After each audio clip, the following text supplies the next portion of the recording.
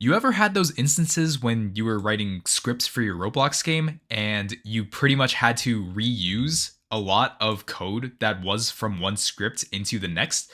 Let me show you something that I've written here. So I have this function that I don't even know what the heck it does, but let's say I wanted to use this in a different script. The only way I would be able to use this in, let's say, this script is I would literally have to take my function and I would have to paste it into my new script so that I can use this function inside of this script and not this one. So this is already a problem because duplicate code is never usually a good thing to have in your scripts because it could be very disorganized very quickly, especially if your games become a lot more complex in the future. We might even do the same thing with our third script here. I would just copy and paste the same exact function because there's no way we can access these functions outside of the script that the function was created in. And not just functions, but also variables that we want to access in other scripts and not just the one that it was created in. This is pretty much where module scripts come in as part of what we're going to be talking about in this episode to help us with this problem. But before we start implementing these module scripts, let's take a little bit of a deeper dive into what these module scripts actually are. Alright, let's think about this for a minute. So far in our Roblox development journey, we've been able to create scripts that run on the server, and we've been able to create local scripts that run on the client, also known as our player. So these two types of scripts are very important, but now we're going to be introduced to a third type of script called a module script. So you might ask, what the heck is a module script and why is it useful?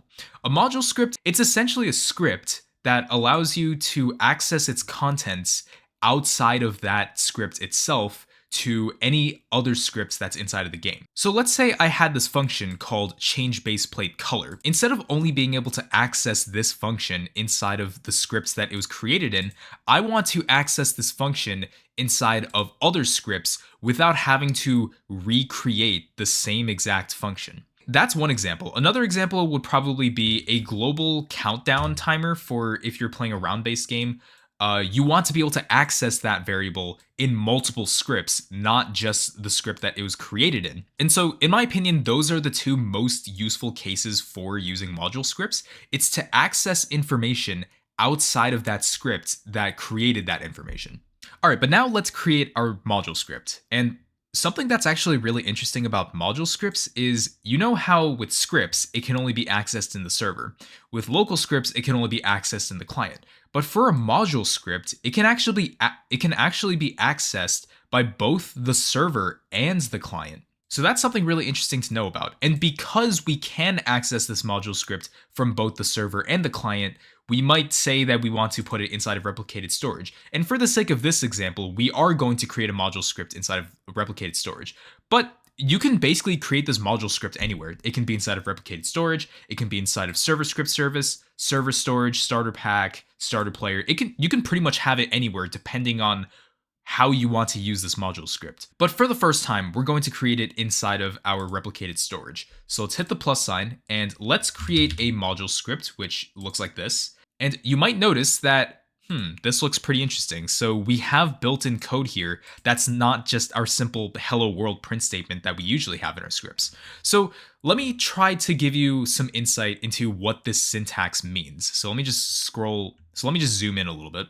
So we have two lines here. We have a local variable just simply called module, and this is a table. And we're basically returning this empty table that the script has already created for us. So what does this mean? This pretty much tells us that a module script in reality is basically just a table, and you can put whatever information you want inside of this table, and the script will return this table that we created full of information that we put down inside of here. And so if we want to use this module script, we have to call it inside of a different script and then use whatever is inside of the contents of this module script. So if that part didn't make sense to you, let's start putting information in this table and let's fetch this information inside of a different script.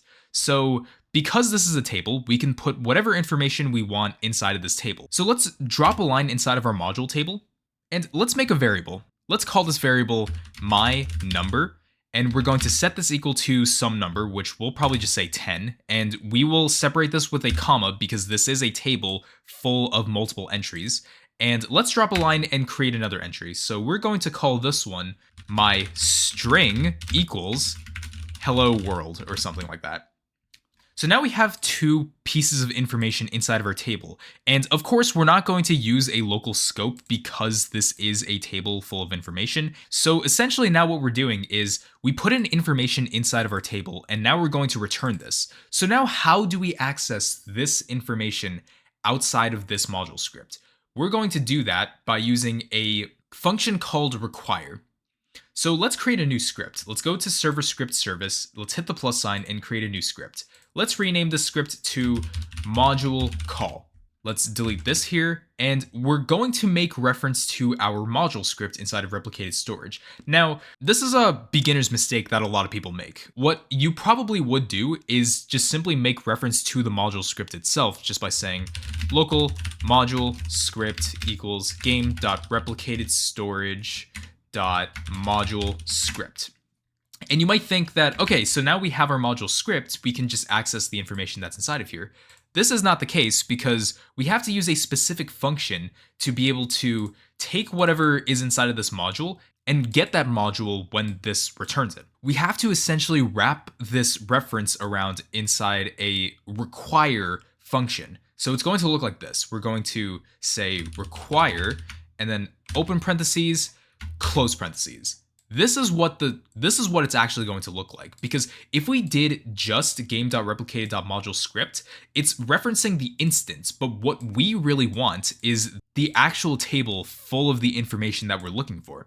So now what we can do is we can basically just write a print statement and we can directly access our variables that are inside of this module table. So we can say module script.myNumber, and we can also access the module script myString as well. So if we hit run, then we should see our change in the, so we should see in the output that we printed the number 10 and we also printed hello world because we successfully made a module script table that has variable information, and we required that using a different script to then get the information that we wanted and print it out. And that's the really cool thing about module scripts. We can create stuff inside of this module and access it in any other script. We can even do the same thing with a local script. Let's say in starter GUI, we had a local script. We can pretty much do the exact same thing inside of our local script. Now, of course, this is only going to work if I'm actually playing the game, but we're not going to do that. So that is the cool thing about module scripts. There's also one quick little thing I want to note is that a module script doesn't need to only contain a table full of information or functions to then return this module to whatever script is going to fetch this module. We can even have it execute code if we decide to actually fetch this module script. So what I'm talking about here is that outside of our actual module script table, we can do regular stuff inside of this module script as if it was a normal script. So we could pretty much just say print module script has been activated, something like that. Now, the problem with this is that if we decide to just run this on our own without calling it, so if we just run it, this print statement is not going to run. It's just going to print some examples that I had previously. Don't worry about that. But in essence, this print statement is not going to run because there's no script that required this module script that we created yet. So in order to print this or any code that we want to execute, we need to first require this module script that we created. So let's create a new script over here. And let's make reference to our module script by saying local module script equals require game.replicatedStorage.module script. And this is basically all we need to do. We just need to require game.replicated.module script. And then what would happen is that as soon as the script requires it, this is going to run. Print module script has been activated. So now let's see the game inside of our output when we call the module script. So it has now said module script has been activated because now we have at least one script that required the module script inside of replicated storage. So not only can we do print statements, we can pretty much do anything, like I mentioned, as if this was a normal script. We can do a print statement, we can make computations, we can do all sorts of stuff that isn't just information inside of this module script table. So that's a little something I wanted to throw in there in case you were curious about that. Now let's try adding a function to our module table. And there's two ways of doing this. I'm going to show you both ways. So the first way is to do it directly inside of our table. So we're going to put another comma after hello world to add another entry. Let's drop 2 lines, and this is how we're going to create a function. So we're first going to put in the name of our function, which we'll just call my function. And we're going to set this equal to a new function. So it's basically just going to look like this, open and close parentheses, and then hit enter. And Roblox will automatically put in the end statement and also a comma to signify that we can put in another entry down here after this function. But we're not going to add a new entry right now. So now we can do whatever we want inside of this function. So we can just write a simple print statement. This is a module script function. Just something as simple as that.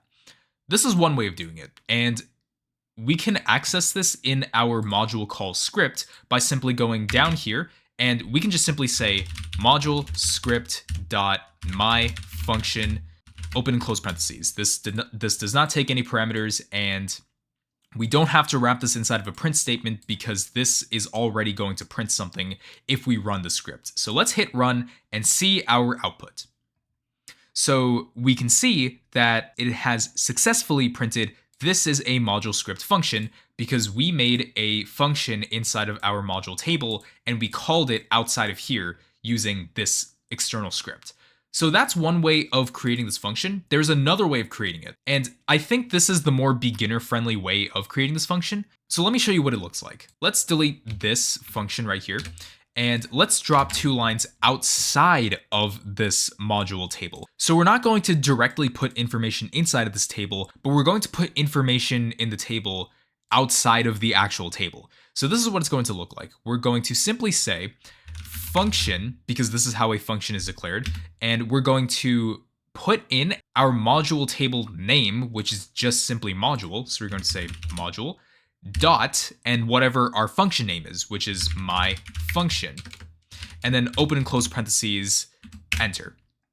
And we can do the same thing here with print.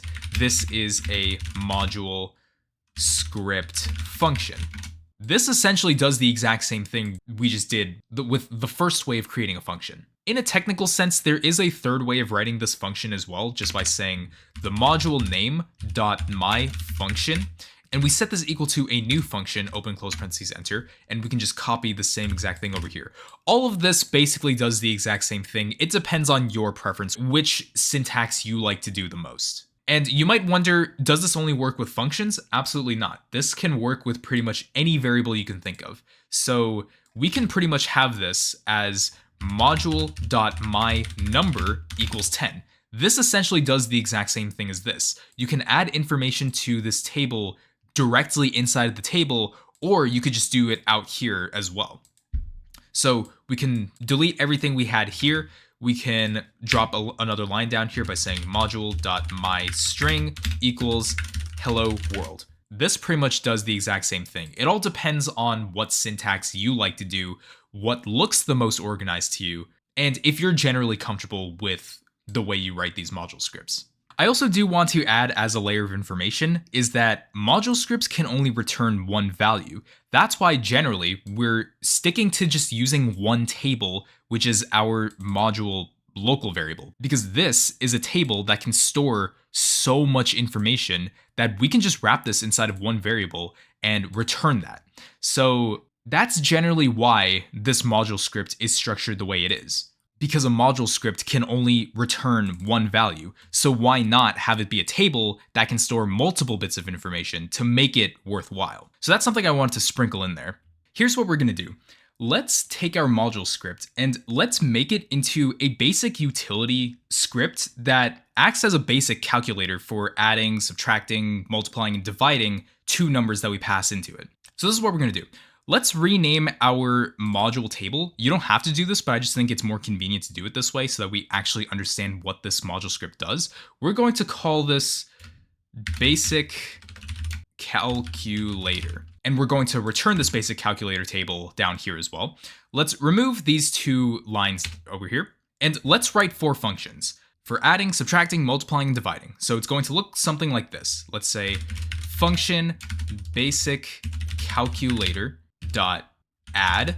And then in these parameters, we're going to put in our first number and our second number. Hit enter. And we can pretty much copy this 3 more times for subtracting, multiplying, and adding. So the second one is subtract. The third one is multiply. And then the fourth one is divide. And let's make a result variable for these calculations. So we're going to say local result equals num1. And obviously adding, you're going to use the plus sign num2. And we can pretty much do the same thing with this down here, but instead of adding, we are subtracting. And over here, we're going to multiply using the asterisk symbol. And then for dividing, we're going to use the /. And now what we'll do is return that result. We'll just simply say return result. And we can just copy this and put it down here to all of these other functions. So this is a simple, really basic calculator that we created that we can use outside of this module script now. So let's go into our module call and let's rename our module script to basic calculator. And on the right side, let's actually rename our module script to basic calculator as well. And we're going to change this reference to basic calculator. Let's remove these lines over here. Okay, and so now what we'll do is we're going to create a new variable. We're going to call this one local add result equals basic calculator dot add open parentheses, close parentheses. We're going to put in 2 arguments here. So we can probably say 5 and 5 for 2 of our numbers. And let's print that result, add result. We can do the same thing with subtracting, multiplying, and dividing as well. So this will be the sub result, this will be the multiply result, and this will be the divide result. And let's do this really quick. For subtracting, we can probably do 5 and 5, multiply 5 and 5, divide 5 and 5. Yeah, I think we have it pretty much sorted out. And we're also going to change the function call to be subtract. This one's going to be multiply, and this one is going to be divide. Okay, so now let's hit run and see our results in the output. So we can see that the first result is 10 because 5 plus 5 is 10. The second result is 0 because 5 minus 5 is 0.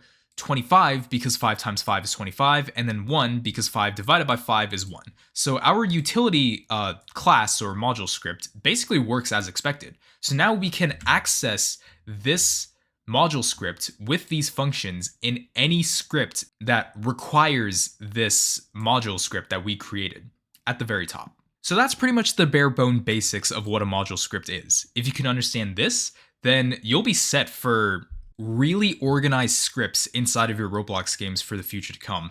And this is definitely something you should take into practice and consideration when you try to create your Roblox games, because it is tempting to just copy and paste the same function or variable over and over again. But there will be times where module scripts will come in handy and will actually be necessary as well when you need to fetch global variables that you need to use in multiple scripts and variable functions and all that sort of stuff. So in essence, a module script is a table that can be accessed anywhere inside of your Roblox game. It's a shared script that has information that any script can access and can use, so that you don't have to copy and paste the same stuff over and over again. And not even just copy and paste, but sometimes you will need the same variable or same function or whatever it is in your other scripts without having a copy of that instead. But before I end the video, I'm going to show you a couple examples of utility scripts that I've used in the past to show you what they actually look like when they get more complicated. Okay, so there's 2 scripts that I want to show you that act as utility scripts that have been created by the Roblox community.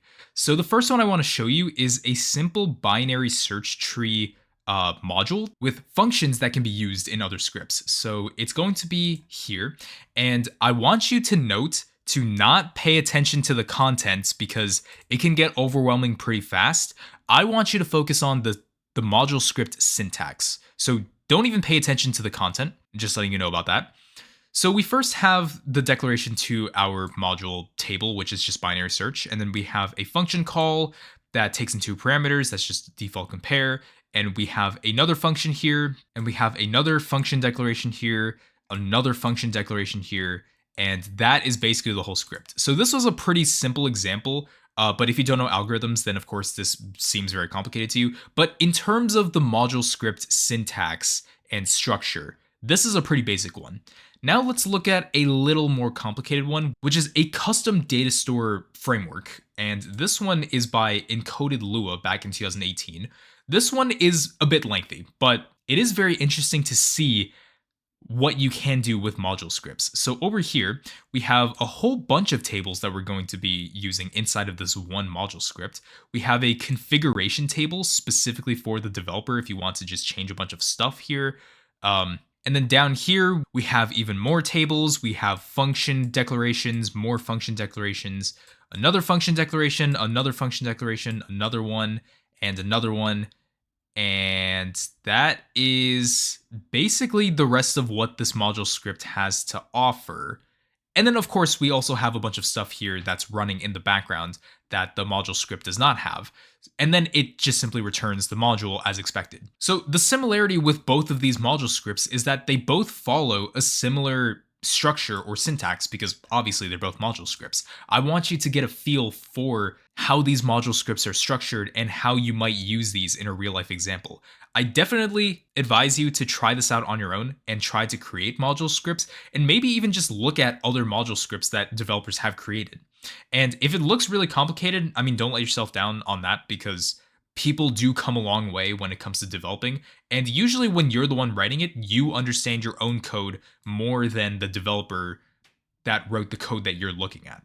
So that's something I wanted to show you before we ended off this episode. I really hope you found this episode to be helpful, and if you have, then I would suggest liking the video. And if you haven't, you should join my Discord server, the link is in the description. And with that being said, I will see you in the next episode. Take care.